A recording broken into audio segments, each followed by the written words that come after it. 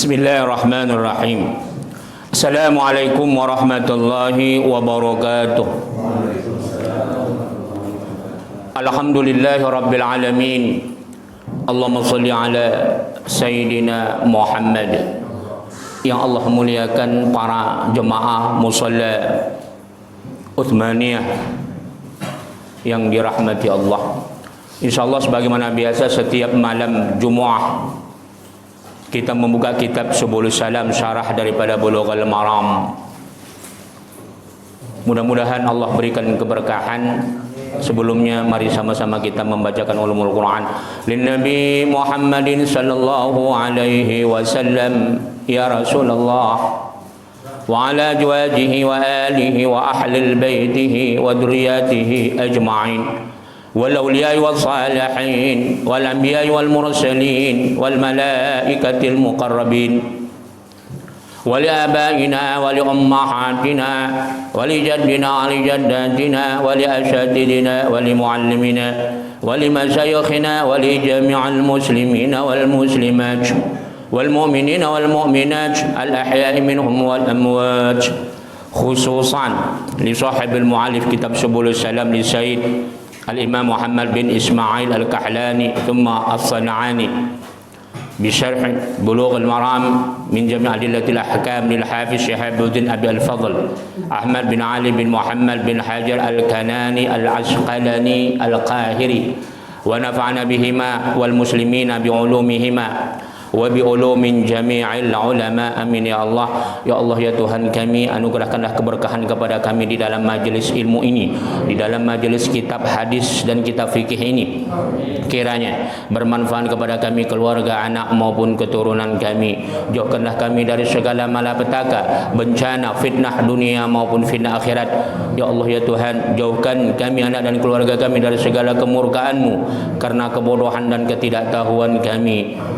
Jauhkanlah kami, anak dan keluarga kami dari segala gangguan, tipu daya muslihat, baik yang datangnya daripada golongan jin maupun manusia. Jauhkanlah kami dari segala cobaan yang tidak sanggup kami memikulnya. Ya Allah ya Tuhan, anugerahkanlah kepada kami, anak dan keturunan kami menjadi imaman lil muttaqin, menjadi pemimpin bagi orang-orang yang bertakwa. Anugerahkanlah kepada kami, anak dan keluarga kami, umur yang panjang lagi berkah. Karuniailah kesehatan, kemajuan dan kesuksesan segala amal usaha yang kami lakukan.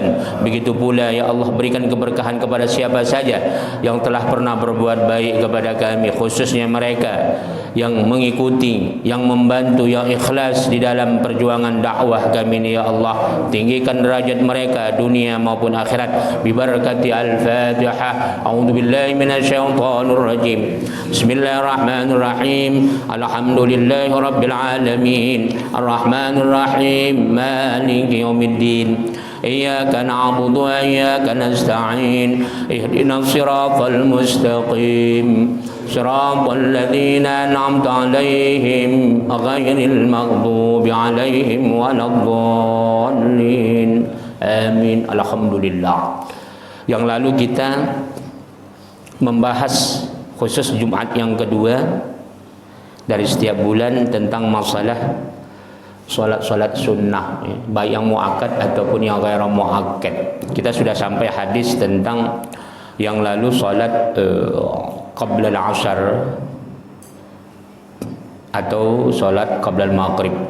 Sebelumnya kita membahas hadis tentang solat sunat fajar, yaitu hadis yang keempat. Wa anha radhiyallahu anha ay an Aisyah. Ini hadis bersumber daripada Sayyidatu Aisyah.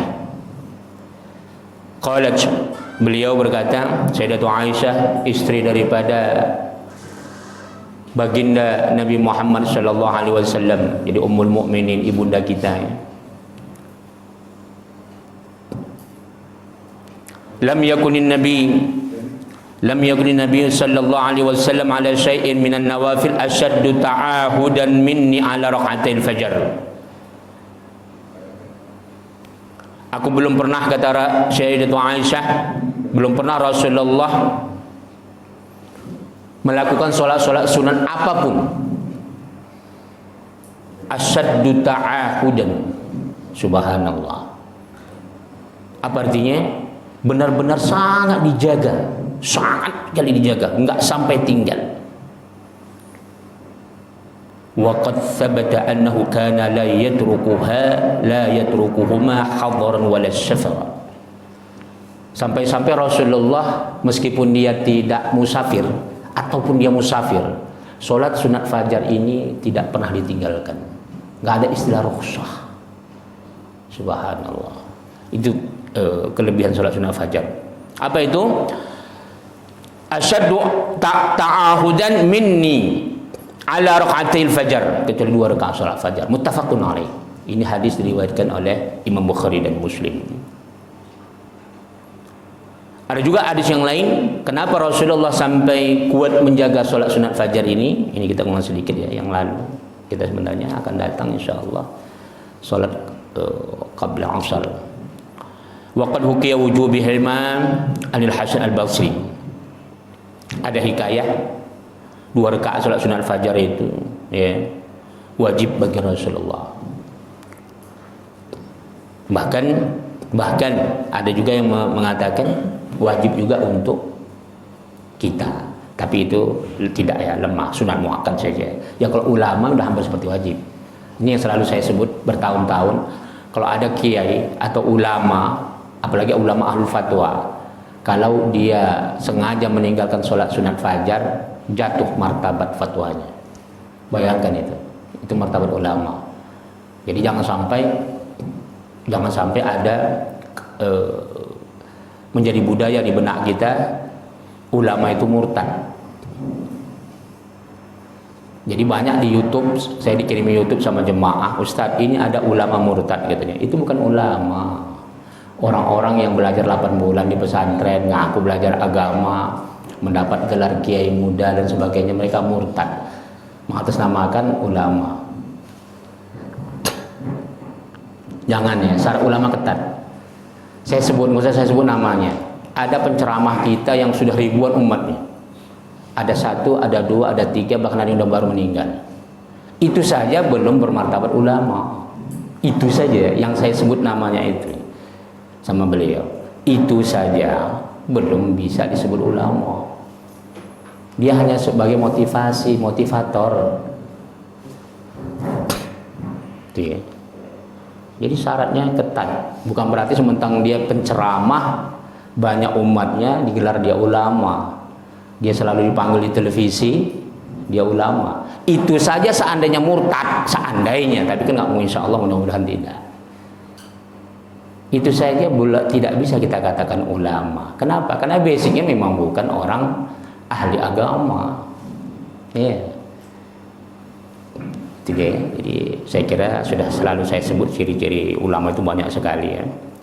Dari minimal itu kalau orang yang ahli agama itu dari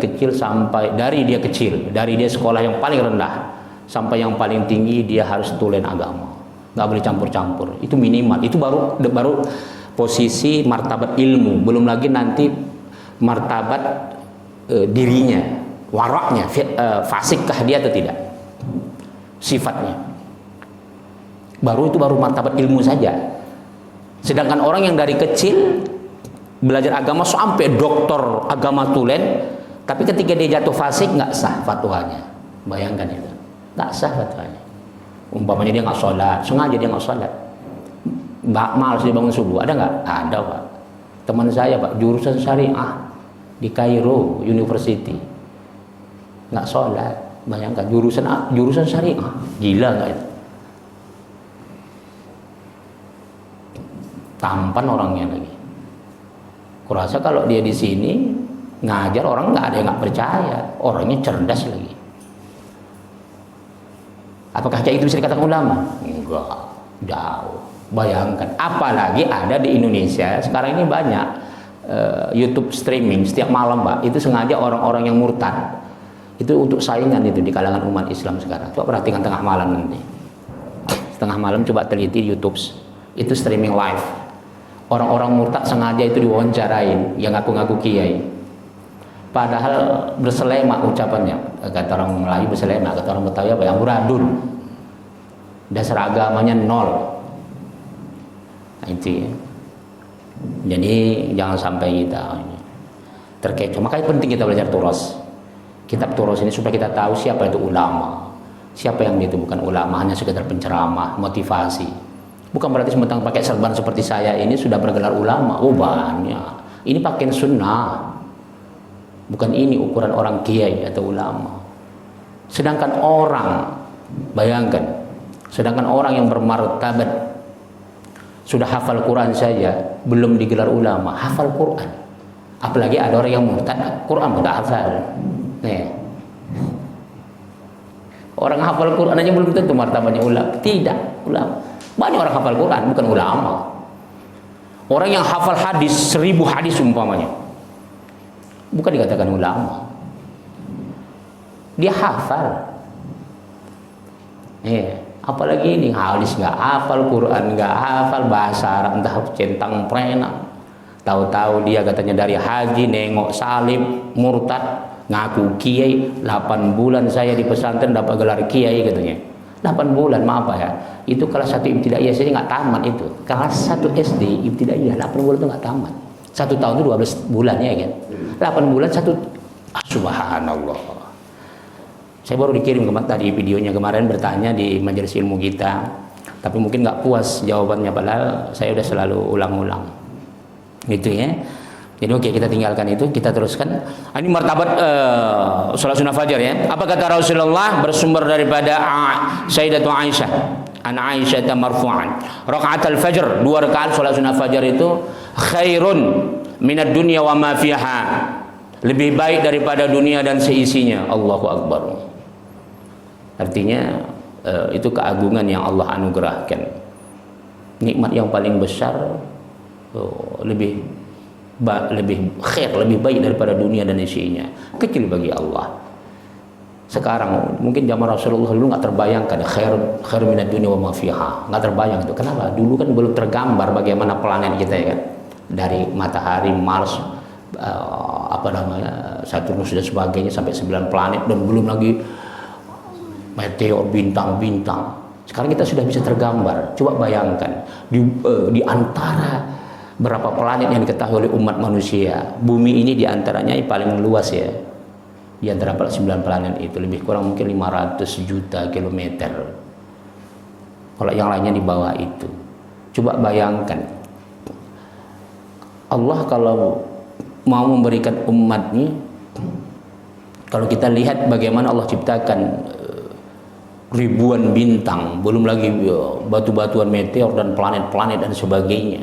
Saya kira kita begitu indahnya nikmat yang diberikan Allah, tak akan mustahil. Maka surga nanti Allah berikan itu tidak ada yang mustahil bagi kita. Tidak ada yang mustahil, kecil sekali. Makanya planet bumi di antara planet-planet yang lain, kenapa manusia yang paling diagungkan? Subhanallah.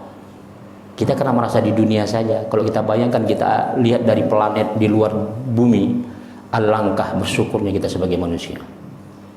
Kenapa hanya planet bumi yang Allah muliakan, tapi di planet bumi itu manusianya dan jin yang Allah tinggikan. Wa ma khalaqtul jinna wal ins illa liya'budun. Tak kujadikan jin dan manusia kecuali untuk menyembah kepadaku. Makanya para jin yang dengar ucapan saya bersyukur diciptakan Allah. Ya ma'syarul jin, qad istakthartum minal ins. Wahai ma'syarul jin, kata Allah, kuciptakan kau lebih banyak daripada manusia. Subhanallah. Tapi mereka hidup berdampingan sama kita, tidak mengusik dunia ini karena berbeda fisiknya. Berbeda dengan manusia, dunia yang Allah ciptakan merubah fisik. Jadi kalau nikmat yang diberikan Allah, kalau kita mensyukuri betapa besarnya Allah agungkan manusia. Jadi kalau ada orang yang merendahkan martabat manusia, coba lihat betapa kecilnya manusia katanya. Kalau dilihat dari planet, kan ada kiai itu yang selalu mengibaratkannya. Bayangkan, sekecil itu kita manusia saja, belum lagi kita personal yang duduk di musola Utsmaniyah ini, kalau dilihat dari bintang nggak nampak. Dunia saja pun nggak nampak dari bintang, nggak nampak. Tapi kenapa sampai Allah agungkan kita manusia, lebih agung dari seluruh makhluk, bahkan lebih tinggi martabat kita dari langit. La ilaha illallah. Jadi kalau Allah kasih hadiah sebagaimana Rasul katakan 2 salat fajar, itu berarti hikmahnya banyak. Karena manusia itulah Allah berikan ketika orang terlena tidur, ketika orang susah bangun, ketika fajar paling susah orang bangunnya ya. Paling susah. Makanya mental umat Islam itu lebih bersih, lebih kuat, lebih smart kalau dia selalu bangun tengah malam, terutama ketika mau terbit fajar. Ketika orang susah, disitulah Allah berikan keberkahan, sampai-sampai Allah turunkan 2 malaikat, bukan dua fisik malaikat, seluruh malaikat penjaga malam dan penjaga siang Allah turunkan ketika fajar itu.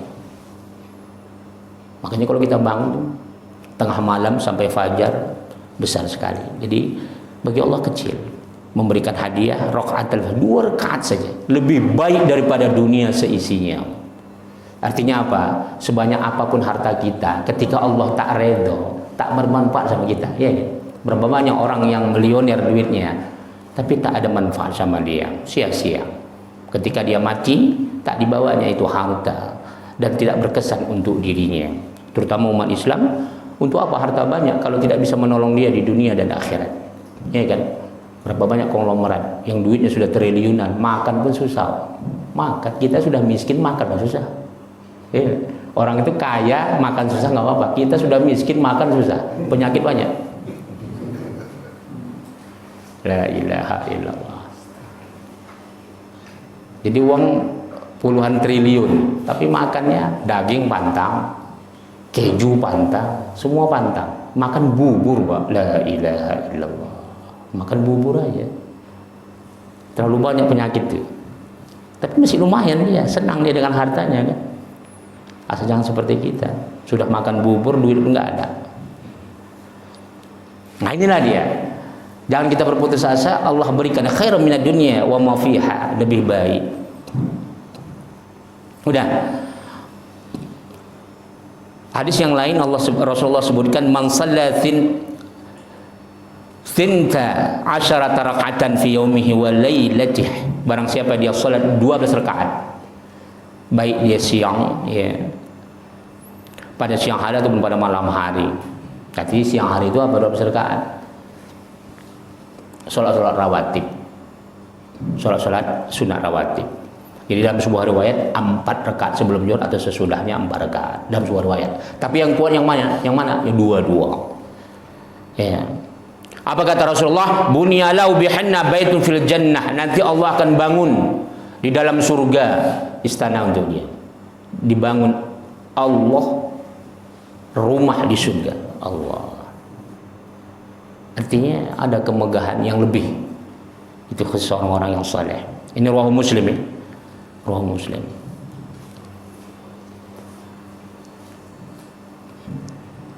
Ini bersumber juga daripada istri Rasulullah sallallahu alaihi wasallam Ummu Habibah, Ummul Mukminin. Jadi memang di antara istri Rasulullah yang paling banyak itu Sayyidatu Aisyah ya. Sayyidatu Aisyah. Sedikit kita tambahkan. Beda dengan istri-istri yang lain, walaupun mereka banyak ada meriwayatkan hadis, tapi martabatnya tidak sebanyak Sayyidatu Aisyah. Sebagaimana kita sebutkan riwayat yang pertama tadi. Jadi di antara para sahabat, aktsarus sahabat riwayatan lil hadis. Siapa sahabat-sahabat yang paling banyak meriwayatkan hadis? Yang pertama Abu Hurairah. Abu Hurairah. Ini berkaitan tentang martabat orang yang faqih, yang ahli fikih. Abu Hurairah meskipun dia paling banyak menghafal hadis Rasulullah, tapi martabat dia itu martabat yang kelima dari level yang kedua. Jadi level pertama ada 7 Pak, yang ahli fikih Pak. Baru level yang kedua itu ada 17. Dari level kedua ini yang ahli fatwa, Abu Hurairah itu dia fakihnya itu level yang kelima. Subhanallah. Jadi nggak semua orang yang hafal hadis itu dia fakih. Jadi di atasnya ternyata masih banyak. Berarti berapa? 12 di atas dia. 12 orang sahabat. Berarti ya.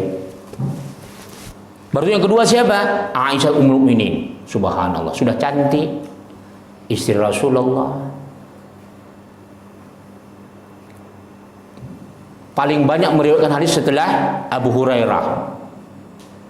Dan beliau bukan hanya paling banyak meriwayatkan hadis yang nomor 2, beliau itu punya level ahli fatwa, ahli fikih, martabat yang keempat di atas Abu Hurairah. Berarti dia lebih faqih. Subhanallah. Perempuan, Pak. Insya Allah sampai kiamat belum ada perempuan cantik, walaupun profesor. Banyak ada teman saya, Pak, cantik kali, profesor, doktor, tapi nggak faqih. Tapi kalau bahasa Arab, bahasa Inggris hebat. Nah, kita kan bisa tahu di mana letak fakih nggak fakihnya ketika duduk nanti di majelis fatwa. Apa, bagaimana komentarnya, bagaimana pendapat, hadis ketahuan nanti. Makanya untuk mengetahui orang ahli fakih atau enggak, dia harus duduk di majelis fatwa atau komisi fatwa. Jadi martabat di MUI itu, Pak, di mana saja MUI-nya, itu di fatwa, komisi fatwa. Atau kalau di ormas, majelis fatwa, dewan fatwa. Nanti dari situ kita bertahu seseorang itu ahli fatwa atau enggak, ahli fikih enggak. Karena itu berdebat, nanti kita berdebat bagaimana opini yang disampaikan masing-masing individu. Nanti kan ketahuan, oh ini sepolan begini cara berpikirnya, runtutannya bagaimana, kesimpulannya bagaimana. Nah, itu dia ya. Baru itu diuji, bisa nggak dipertanggungjawabkan komentar dia dengan ulama yang ada duduk di situ. Begitu. Jadi bukan ceramah-ceramah itu ukuran orang. Kalau penceramah itu bukan. Penceramah di luar itu bukan ukuran di ahli fatwa. Walaupun 1.000, 1 juta umatnya, bukan itu. Walaupun 1 juta umatnya, kan ada kan dai 1 juta umat gitu kan. Nanti ketika duduk di komisi fatwa bingung cakap, tak ngerti, dia tak tahu, tak paham. Itu dia. Jadi ahli fatwa itu para sahabat, bayangkan puluhan ribu sahabat yang ahli fatwa level pertama cuma 7, bayangkan ini.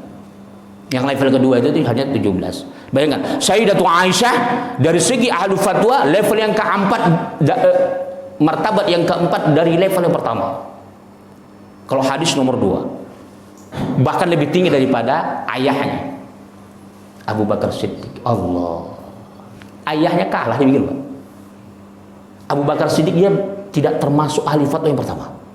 Yang kedua, itu pun di bawah Sayyidatu Aisyah dari segi paling banyak meriwayatkan hadis. Allahu Akbar. Tapi Abu Bakar Siddiq dari segi akhlak, keyakinannya, cintanya kepada Rasul tak ada tanding. Ya, sampai dia bergelar Siddiq, makom paling tinggi, Pak, martabat Siddiq. Jadi kita di dalam majelis ilmu ini, Pak, walaupun nggak paham kita mengaji, tapi ta'zim kita terhadap ilmu dan ulama itu bisa menyebabkan dia lebih tinggi dari segalanya, bahkan orang alim. Karena banyak juga orang alim tak ada siddiqnya, ya, nggak ada ta'zimnya, nggak ada hormatnya. Nah, jadi jangan pernah berputus asa, oh saya nggak pintar, enggak. Tengok Abu Bakar Siddiq sampai bergelar Siddiq. Ketika orang nggak percaya Rasulullah naik ke Raf-Raf ketika Isra wal Mi'raj sampai melampaui batas, bahkan lebih tinggi daripada langit yang ditempuhnya. Coba, dan dia percayanya bukan percaya ngada-ngada. Memang betul-betul dari hatinya. Semua ucapan Rasul itu dia sami'na wa ata'na, bahkan nyawanya dikorbankan demi Rasulullah sallallahu alaihi wasallam. Dia berani mati. Kenapa? Karena diujinya Rasulullah dari muda dia lihat sampai menerima risalah, tidak pernah bohong, jujur, bahkan disampaikannya benar-benar adalah wahyu dari Allah. Jadi makam siddiq itu tertinggi ya.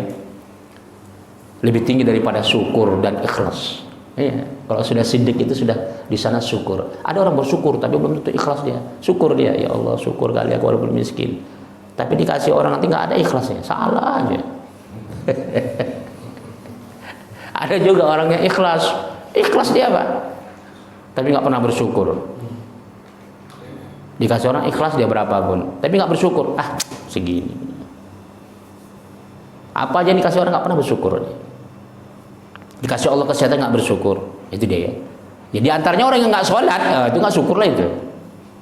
Kalau ada orang yang nggak sholat, meskipun dia ikhlas, itu nggak bersyukur, nggak bersyukur sama Allah, dikasih umur dan sebagainya. Itu ya. Kemudian siapa? Yang ketiga Anas bin Malik. Ini urutan ketiga yang paling banyak dia menghafal hadis, yang meriwayatkan hadis. Dan ahlu fataya dia level yang ketiga, lebih tinggi daripada Abu Hurairah dari segi fatwa ahli fikihnya. Kemudian Abdullah ibnu Abbas disebut dengan khabarul ummah. Ini dia yang keempat dari segi paling banyak meriwayatkan hadis atau hafal hadis. Dia level yang keenam, di bawah daripada Sayyidatu Aisyah. Tapi dia level pertama, nomor yang keenam.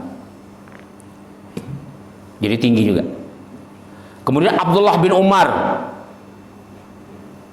Nah ini ayahnya Umar bin Khattab, level pertama Pak dari segi fatwa. Umar bin Khattab Pak nggak termasuk orang yang paling banyak meriwayatkan hadis. Subhanallah. 4 khulafaur rasyidin. Abu Bakar Siddiq. Ya, Abu Bakar Siddiq. Utsman bin Affan, Umar bin Khattab, Ali bin Abi Thalib. Ini Pak yang 4 ini nggak ada termasuk level yang paling banyak meriwayatkan hadis, nggak termasuk. Tapi mereka faqih. Cuma level pertama Umar bin Khattab.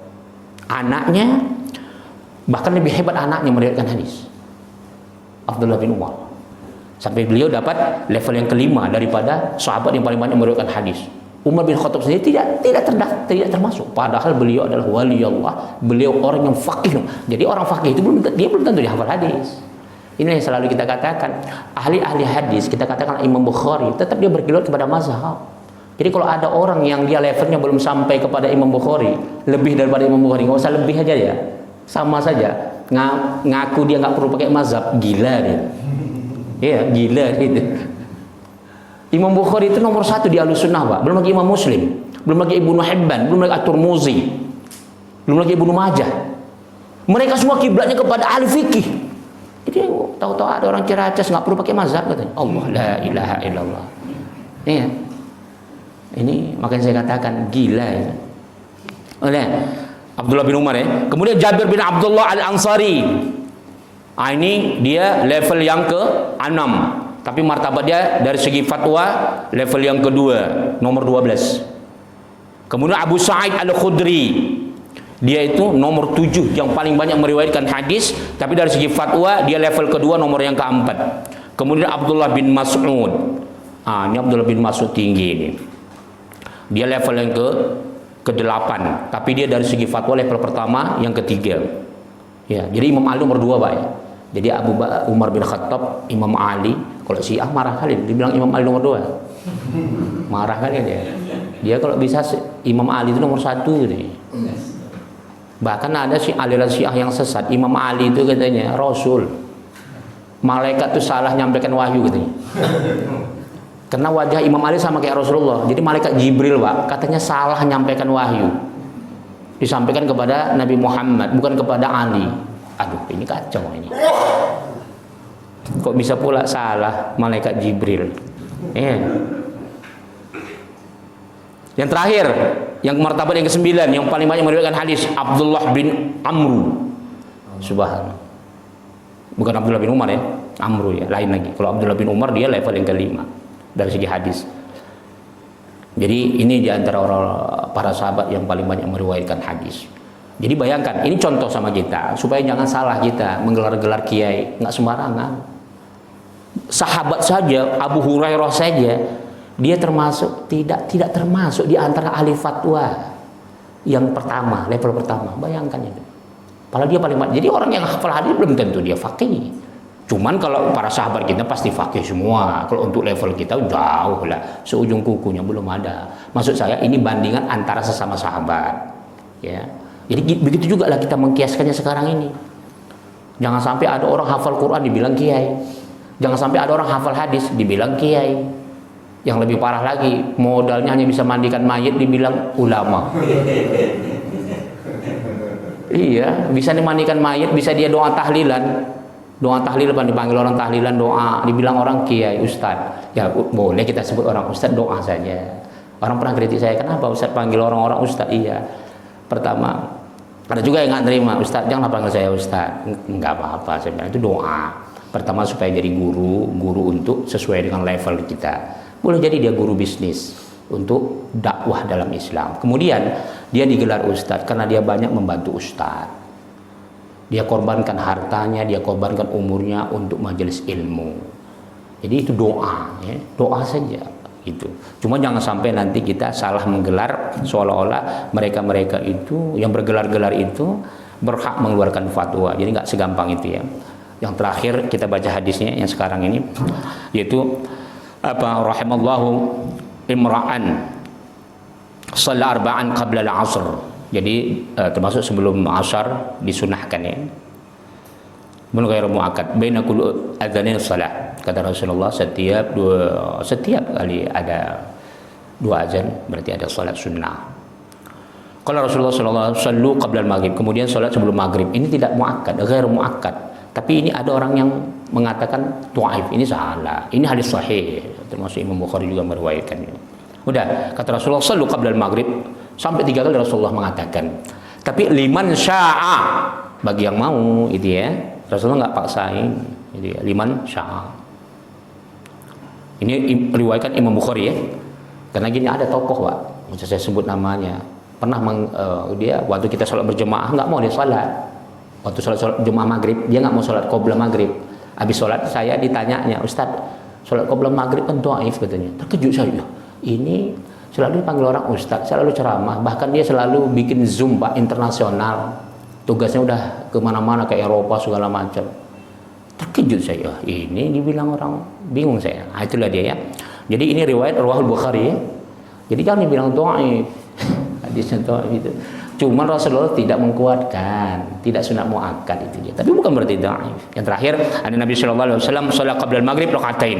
Fa thabata syar'iyyatuhuma bil qaul wal fa'al. Nah, ini ditegaskan lagi. Jadi sungguh Nabi Muhammad SAW sholat 2 rakaat sebelum maghrib itu sudah ditetapkan dalam syariat. Rasulullah tetapkan dalam syariat secara qaul, ucapan Rasulullah, wal fa'al, dan perbuatan. Jadi bukan takrir, bukan diam Rasulullah. Apalagi sampai dikatakan dhaif, la ilaha illallah. Tadi dia ya. Wallahu taala alam bisawab. Silakan kalau ada pertanyaan, kalau enggak kita teruskan. Fadhal. Mengenai yang kemarin itu, yang pertanyaan saya mengenai itu ada tidak puasan dalam teman saya itu yang mengenai ketika dia yang memulai kegiatan di satu daerah itu yang mengenai itu, maksudnya mengenai vonis sedianya oleh Allah itu maksudnya. Apa yang harus dia lakukan, karena ya termasuk yang sedekah bumi ini masih terus berlanjut sampai sekarang gitu. Nah, untuk dianya ini apa yang harus dia lakukan gitu? Kemarin kan dia sudah lihat di YouTube-nya itu membuat tulisan pernyataan, tapi ini masih belum mengganjal itu. Dia ternyata sudah pernah menghadap dengan pemerintah setempat, tapi tanggapan mereka ya diminta dilanjut aja terus gitu. Itu aja ya. Alhamdulillah rabbil alamin, Allahumma shalli ala sayyidina Muhammad. Jadi kalau dia sudah menulis terlepas. Yang penting dia tulis, saya bikin pernyataan bahwasanya dulu yang saya anjurkan ada sedekah bumi, sedekah laut, sedekah cuaca, sedekah pertanian. Udah, itu dulu perbuatan saya yang salah. Itu memang melanggar syariat karena itu adalah khurafat, takhayul. Saya sengaja tidak mau sebutkan syirik karena banyak orang nantang kalau syirik. Saya sholat, itu paling banyak alasan orang. Saya masih sholat. Banyak orang berdukun sholat, bahkan dukun pun banyak sholat. Udah, itu banyak perbuatan-perbuatan takhayul itu yang berkaitan dengan mistik, apalagi itu berkaitan dengan alam jin. Hati-hati. Wa annahu kana rijalun minal ins ya'uduna bi rijalin minal jin fazaduhum rahaqa. Itu di dalam surat jin Allah tegaskan. Padahal dalam surat jin itu Allah sebut jin itu pun ada Islam. Ada yang saleh. Wa anna minal muslimun wa minal qasitun.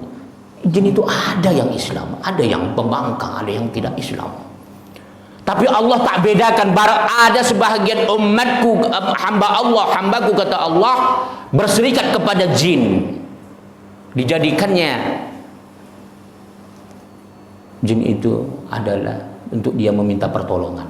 Fazaduhum rohaqa.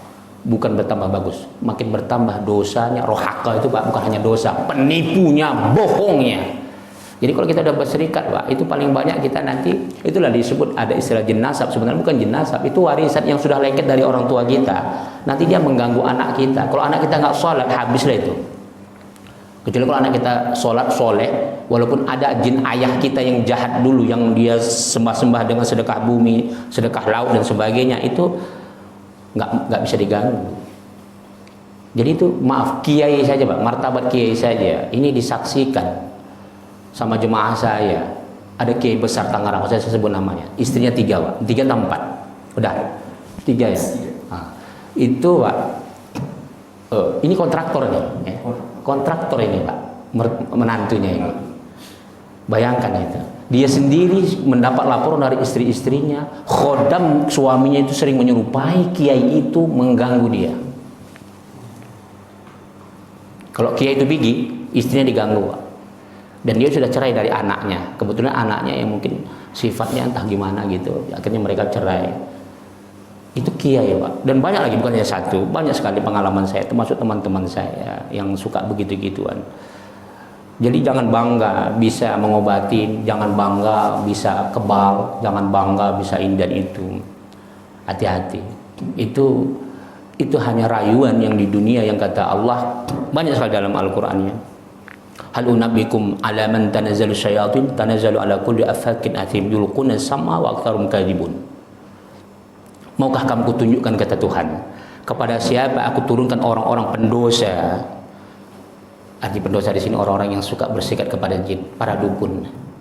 Udah, itu paling banyak bohongnya, penipunya, dosanya. Jadi walaupun Bapak betul diobatinya, Bapak sehat, tapi diselipkannya Pak, kesehatan Bapak itu, khodam itu lengket ke badan Bapak. Baru setelah lengket, Bapak itu nanti susah beribadah. Kalaupun Bapak kuat ibadah, ada yang digacaunya. Ibadah Bapak dicampur dengan kesyirikan dan sebagainya, bercampur dengan khurafat. Jadi Bapak itu umpamanya nanti setiap pagi harus menyebut ini itu, atau setiap hari ini, setiap Jumat Kliwon bikin ini, bikin itu, mandikan kers dan sebagainya. Atau ada khurafat lain yang ringan. Zikir-zikir itu bercampur dengan mantra-mantra dan sebagainya. Udah, setelah itu nanti istri Bapak mandi, tidur itu diganggu. Belum lagi anak perempuan dan sebagainya, anak perempuan kita diganggunya. Jadi banyak sekali cara-cara, itulah yang kata Allah. Bahkan ini di akhirnya Rasulullah tegaskan ayat ini. Rasulullah katakan apa? Aktsar min mi'ati kadbah. Padahal kata sahabat mereka, ya Rasulullah, dukun itu kan ada benarnya cakapnya.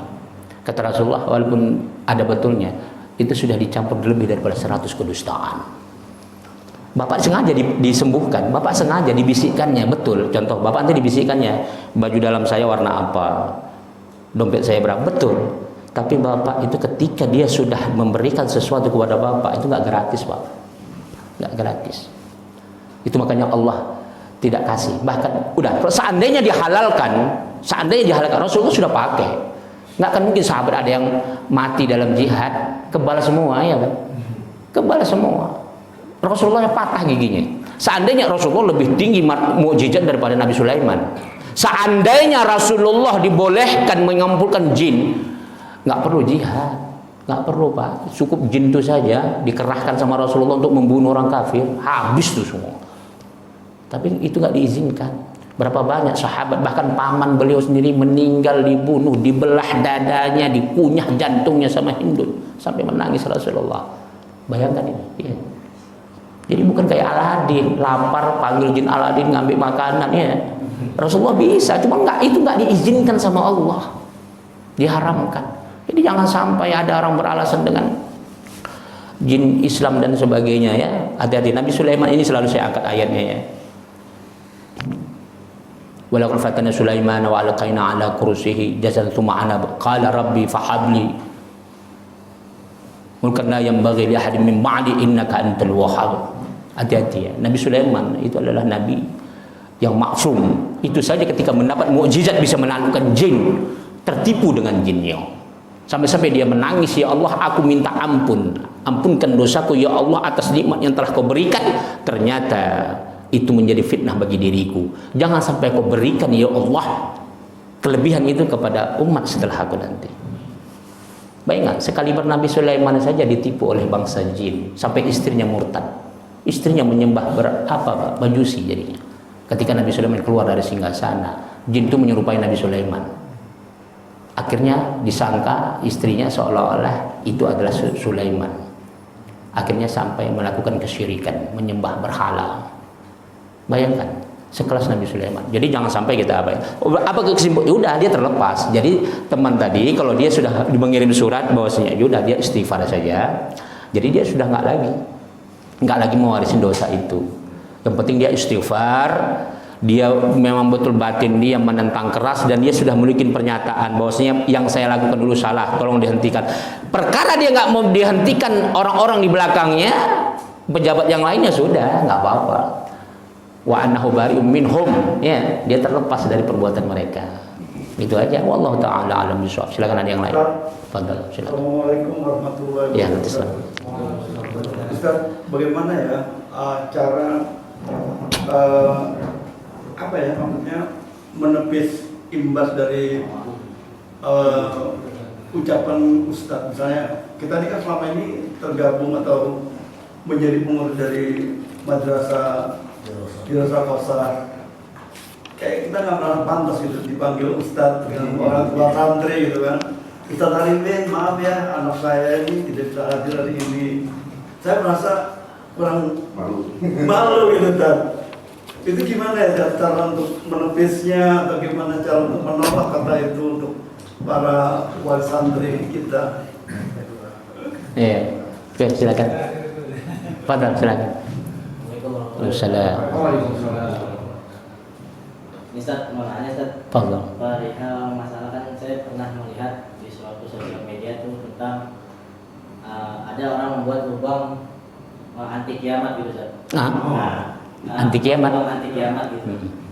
Apakah ini bisa dikaitkan dengan surat Al-Alaq ayat 67 Ustaz yang kala inna insana ayat itu atau sekali dengan apa ini bisa dikaitkan dengan ayat tersebut Ustaz? Orang yang membuat lubang saking jeniusnya sehingga dia membuat lubang ini gitu Ustaz. Bisa nggak dikaitkan dengan surat Al-Alaq ayat 67 Ustaz? Oke, silakan. Assalamualaikum warahmatullahi wabarakatuh. Untuk yang pertama, jadi pada suatu saat saya pernah musafir Ustaz. Nah, di itu kalau nggak maghrib atau isya gitu. Jadi setelah azan itu langsung iqomah. Nah, ini ada juga sesama musafir yang ada yang melakukan sholat langsung dia batalkan sholatnya, tapi ada yang tetap sholat. Tapi dia di depan ini di saf depan tuh, artinya kan pengganggu nih. Karena pada saat imam sudah takbiratul ihram, dia tetap melakukan sholatnya, gitu. Lalu apa yang kita lakukan bila keadaannya seperti itu? Yang pertama. Yang kedua adalah dengan kejadian yang baru-baru ini terjadi, yaitu penyambutan salah seorang tokoh. Pertanyaan saya adalah, bila mana beliau itu diagung-agungkan sebagai cucu Rasulullah, Itu aja. kenapa kok tidak dengan saudara-saudara yang lain, ataupun dengan orang tuanya, ataupun dengan pamannya, ataupun dengan kakeknya, kok tidak ada pengagung-agungan seperti beliau? Ya, itu aja. Apa yang terjadi dalam masyarakat ini yang seperti membeda-bedakan anak cucu Rasulullah? Seperti itu, kalau memang beliau ini diagungkan seperti itu. Itu ya. Alhamdulillah Rabbil Alamin. Jadi pertanyaan pertama adalah bagaimana saya digelar Ustadz pengurus madrasah dirasa khalsah. Ya nggak usah. Bilang saya pegawai. Iya, saya pegawai. Jadi ustadznya itu yang ngajar gitu. Jadi nggak masalah. Nggak apa-apa. Ustadz itu kan hanya sebutan secara budaya saja ya. Itu dia. Nggak apa-apa. Kemudian pertanyaan berikutnya adalah tentang masalah wa'rahustaqna. Baru dengan dasar itu dia membuat lubang apa anti kiamat. Ini kadzabun, orang-orang pendusta. Jadi Allah anugerahkan kita istighna, kekayaan, cerdas dan sebagainya. Nggak bisa anti kiamat. Dengan dasar apa? Maksudnya ini kan ada ketika ada orang buat kayak lubang anti kiamat Ustaz. Masuk film? Ya, dia kayak berita gitu, katanya ada yang membuat lubang anti kiamat, terus biar nggak ada serangan nuklir lah, nggak ada apalah gitu, pokoknya ada. Sudah, yang pertanyaannya kan ada di surat Al-Alaq 6 dan 7 kan, kala inna insana layatu al-wasakina kan, jika kamu dan maafan, maka kamu nggak mengetahui keterbatasan kemampuan gitu saja. Nah, itu berarti orang-orang itu yang membuat kayak gitu nggak ngerti, maksudnya udah saking jeniusnya jadi saking lupa gitu. Kalau misalkan keterbatasan ilmunya nggak nyampe sampai situ. Nggak nyampe apanya? Jadi kan kayak kiamat itu kan udah pasti terjadi. Dia nggak percaya gitu. Nggak percaya gitu, seakan-akan seolah-olah dia udah tahu ilmunya cetek gitu. Nggak mungkin kalau anti kiamat itu nggak bakal kita Ini kan nanti kiamat nih, nggak mungkin. Pasti kan kiamat bisa terjadi, mau diapain itu pasti terjadi, bisa mau dibikin apa juga. Jadi sebenarnya itu orang-orang yang tidak berakidah memang tidak percaya tentang rukun iman. Kita tidak bisa menafikan bagaimana perbedaan manusia untuk beriman kepada Allah. Wa aktsaruhum kadzibun wa aktsaruhum munafiqun wa aktsaruhum al-kafirun. Jadi mayoritas hamba Allah ini memang orang yang munafik, orang yang kafir, orangnya yang mereka tidak mau beriman kepada Allah. Coba lihat. Cina berapa miliar? India berapa miliar? Rata-rata 1 miliar lebih. Cuman Cina lebih banyak. Amerika lebih banyak dari kita. Udah rata-rata mereka mayoritas tidak berakidah. Jadi orang-orang yang jadi nggak usahkan orang yang nggak usahkan orang yang dia tidak punya akidah. Umat Islam saja kata Allah apa? Alladzina yuqimuna shalah wa yu'tuna zakah hum yu'minuna bil yaumil akhir. Alladzina yuqimuna shalah wa yu'tu zakah wa hum bil akhirati. Jadi apa kata Allah? Orang yang dia salat dan kaya mengeluarkan zakat, mereka berarti beriman kepada hari akhirat. Orang beriman apabila alladzina hum la yu'minuna bil akhirah wa zayyat barang siapa yang mereka yang tidak salat, orang beriman ini badan, orang beriman. Orang yang beriman yang enggak salat dan kaya tidak mengeluarkan zakat sama dengan mereka tidak beriman hari akhirat. Apalagi orang yang tak berakidah. Jadi nggak usah kita kait-kaitkan dengan ayat Al-Quran bagaimana mereka tidak yakin. Ya memang nggak boro-boro masalah kiamat.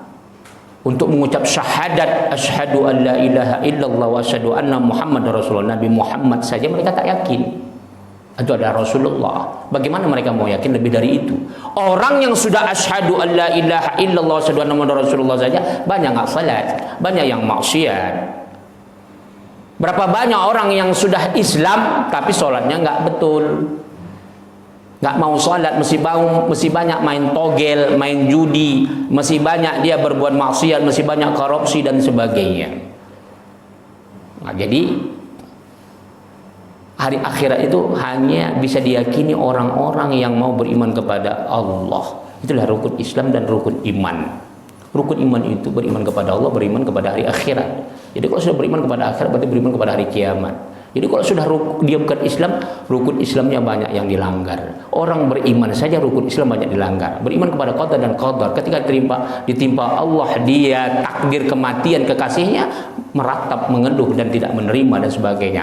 Ketika dia ditimpa kesusahan, kemiskinan, dia nggak terima kepada Allah. Gara-gara dia miskin, nggak mau sholat, nggak mau dan sebagainya. Itu dia ya.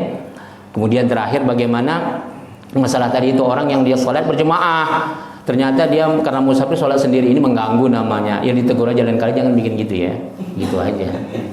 Karena itu mengganggu namanya. Mendingan kita di pinggir atau di belakang, jangan sampai mengganggu yang lain. Baru kalau ketika dia sudah dia keluar selesai, kitalah yang berinisiatif memasukin di soft itu yang kosong. Itu dia ya. Kemudian masalah penyambutan Habib Rizik dan banyak pengikut-pengikutnya mengatakan dia adalah keturunan Rasul. Itu kemarin videonya sudah ada ya. Sebenarnya saya sudah banyak menceritakan tentang ini dan banyak mereka yang tidak terima dengan penerangan saya. Nah, catatan saya banyak sekali, Pak. Ini mungkin Allah gerakkan saya bawa. Mungkin ada yang bertanya, ternyata betul. Allah enggak, kalau nggak digerakkan Allah mungkin saya nggak bawa catatan saya ini banyak sekali. Udah. Ini banyak saya simpulkan. Saya langsung pakai pendapat yang rajih ya. Warrajih min aqwalil ulama wa adillatuhum anna ahlal bait hum qarabat Rasulullah mimman la tahillu lahum as-sadaqah. Yang enggak halal dia menerima sedekah artinya zakat. Siapa? Imam Ali wa Fatimah wal Hasan wal Husain radhiyallahu anhum. Keturunannya enggak. Kalau Syiah yang maksum itu hanya 12. Tapi maksum kata mereka, Ahlussunnah enggak ada yang maksum kecuali hanya Rasulullah. Udah, bahkan Ahlul Bait ini Ahlul Bait ada termasuk Nabi Ibrahim dan keturunan itu Ahlul Bait juga disebut. Udah gitu, Salman Al-Farisi itu juga Rasulullah gelar Ahlul Baiti. Apakah keturunan Salman Al-Farisi Ahlul Bait? Enggak. Udah, imam orang sekarang keturunan Sayyidina Hasan dan Husain. Udah, keturunan Sayyidina Hasan dan Husain. Itu ngaku keturunan Rasulullah. Itu daripada Bani Thalib. Tidak termasuk. Udah. Wa qala Abu Hanifah wal Maliki hum Banu Hashim faqat. Yang dikatakan satu darah dengan Rasulullah. Jadi kemana ada hadis sahih yang diriwayatkan Imam Bukhari, saya sebutkan bahwa Rasulullah itu dari Banu Kinanah. Dari Banu Kinanah itu banyak nenek termasuk Banu Thalib. Tapi dia diambil dari Banu Hashim. Tidak Banu Thalib. Udah. Wa amma Banu Muthalib akhu Hashim falaisu 'indahum min alil bait. Fayatuna minaz zakat 'alal masyhur, boleh menerima zakat. Jadi yang merasa keturunan daripada Sayyidina Hasan dan Husain itu bukan ahlul bait. Bukan jangan kamu keturunan Rasul. Dan itu apa ada wali itu dari perempuan?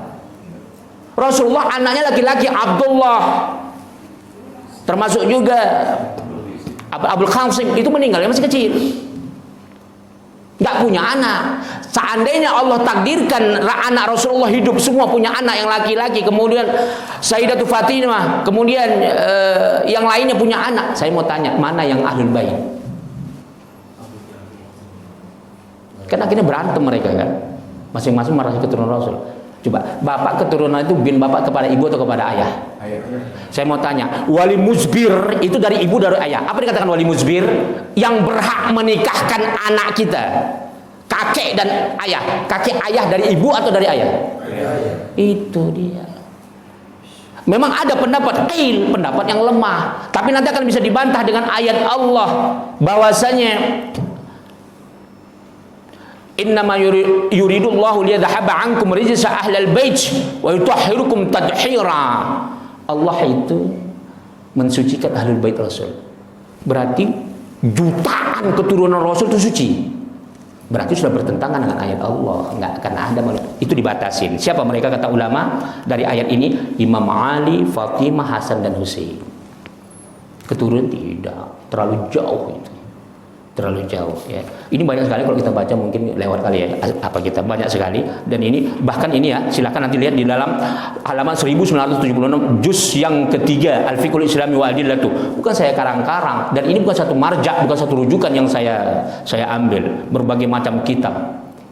Jadi ada pendapat yang dhaif sampai melarikan kepada ada Habib datang ke rumah saya khusus untuk keturunan Sayyidah Fatimah Ahlul Bait gitu. Saya diam aja. Nggak bisa, nanti akan kacau. Berarti dia udah meruntuhkan kaidah syariah. Apa kaidah syariah? Wali. Berarti mereka walinya perempuan. Yang wali perempuan itu anak zina. Itu pun nggak bisa menikahkan, hanya bin. Jadi anak zina itu binnya kepada ibunya, anaknya kepada ibunya. Udah. Dan Nabi Isa nggak ada ayahnya, makanya Isa bin Maryam. Nah, jadi itu dia ya. Jadi jangan sampai kita terlalu salah mensucikan. Kadang-kadang kita pintar baca Quran, kita pintar ilmu agama dari kiai tetangga.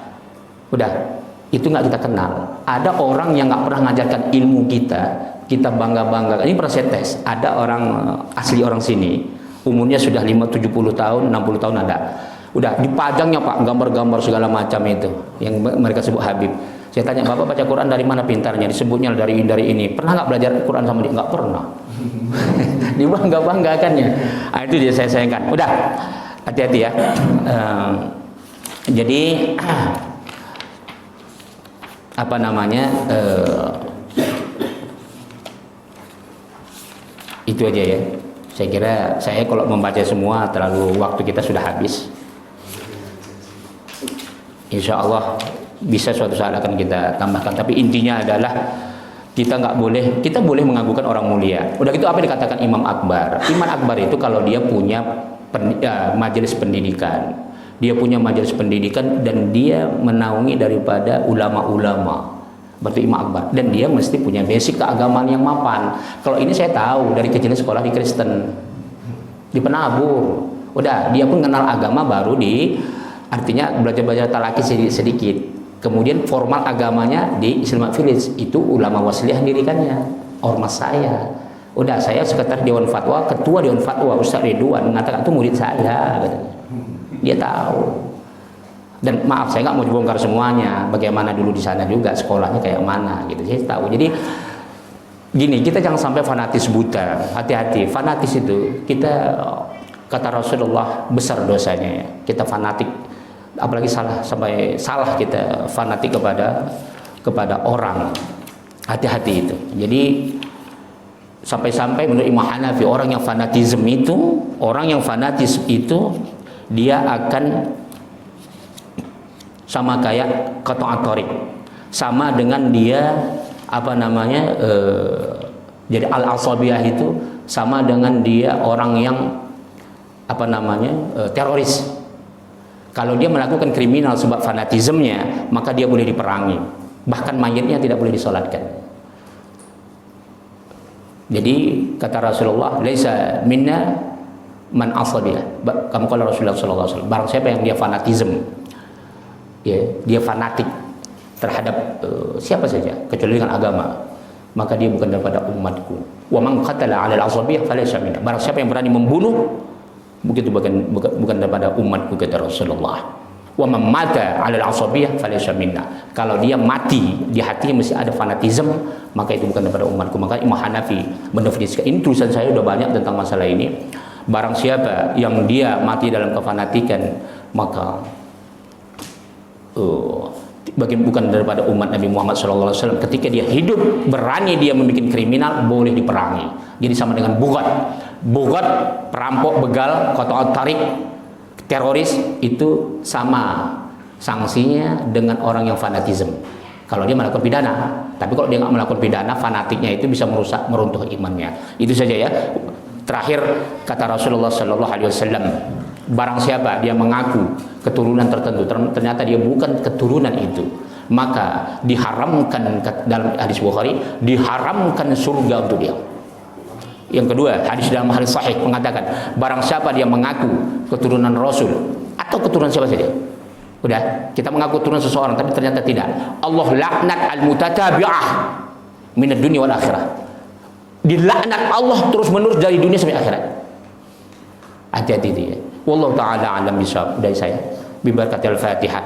A'udzu minasyaitonir rajim. Bismillahirrahmanirrahim. Alhamdulillahi rabbil alamin arrahmanir rahim maliki yaumiddin. Iyyaka na'budu wa iyyaka nasta'in. Ihdinas siratal mustaqim. Shiratal ladzina an'amta 'alaihim ghairil maghdubi 'alaihim waladdallin. Amin. A'udzu minasyaitonir rajim. Bismillahirrahmanirrahim. Allahumma ja'al hadzal majlis barakatan wa mubarakah wa ba'id alaina fitnatan minad dunya wal akhirah walhamdulillahi rabbil alamin. Assalamualaikum warahmatullahi wabarakatuh.